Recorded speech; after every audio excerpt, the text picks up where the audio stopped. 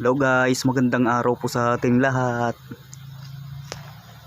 Ito guys yung itinanim na kalamansi ni Papang.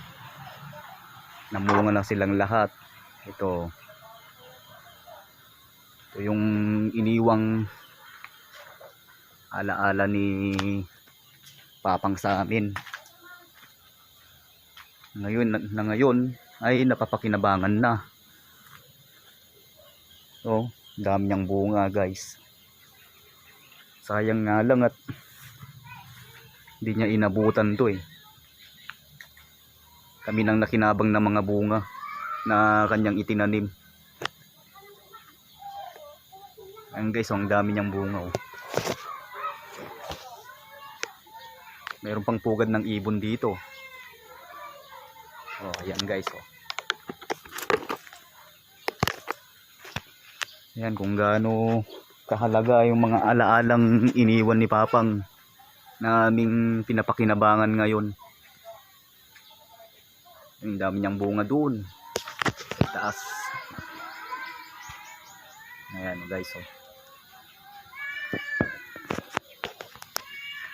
Dapat yung mga iniwang alaala sa atin ng mga magulang natin, halimbawa yung mga mana, ganyan, dapat pangahalagaan, wag ibenta.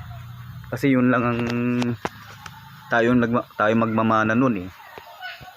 At dapat ingatan natin kung ano yung mga iniwang alaala at pamana nila sa atin.